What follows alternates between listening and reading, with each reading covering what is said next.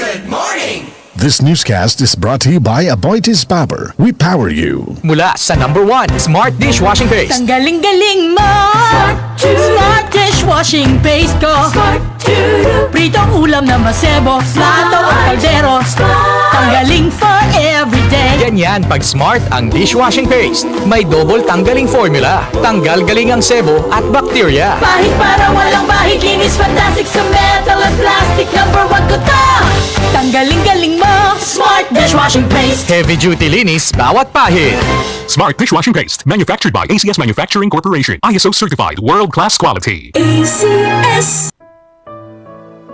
Pagbasa sa Aklat ng Kawikaan, Kabanata 12, talata 1 hanggang 28, ang taong may unawa ay tumatanggap ng payo, ngunit ayaw mapaalalahanan ang matigas ang ulo. Si Yahweh ay nalulugod sa taong matuwid, ngunit sa masasama siya ay nagagalit. Ang makasalanan ay hindi mapapanatag, ngunit ang matuwid ay hindi matitinag. Ang mabuting babae ay karangalan ng asawa, ngunit kanser sa buto ang masamang asawa. Ang taong matuwid ay mabuting makiharap, ngunit ang masama ay bihira lang magtapat. Pumapatay ng lihim ang mga pangungusap ng masama, ngunit ang salita ng matuwid ay nagliligtas sa kapwa. Ang masama ay lubusang mapaparam at di na magbabalik, ngunit ang sambahayan ng matuwid mananatiling nakatindig. Ang taong matalino ay magkakamit ng karangalan, ngunit ang aanihin ng masama ay pagkutsa lang. Ang maralitang nagsisikap ay mabuting di hamak kaysa nagkukunwang mayaman, ngunit sa gutom nakasadlak. Kahit sa kanyang mga hayop ang matuwid ay mabait, ngunit ang masama kahit kanino ay sadyang mabagsik. Ang taong masipag ay sagana sa lahat, ngunit ang isang hangal sa yaman ay salat. Ang nais ng masama ay puro kasamaan, ngunit ang tuntungan ng matuwid ay hindi magmamaliw.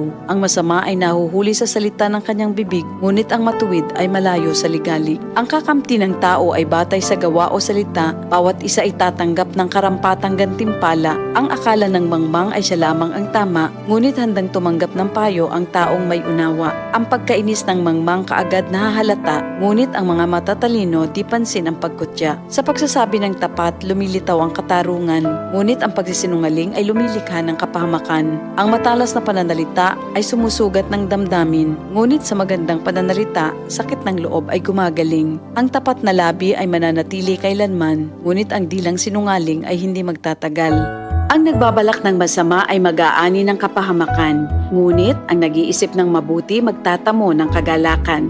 Ang kasamaang palad ay malayo sa matuwid, ngunit ang buhay ng masama ay puno ng ligalig. Namumuhi si Yahweh sa taong sinungaling, ngunit ang tapat ay ligaya niya at aliw.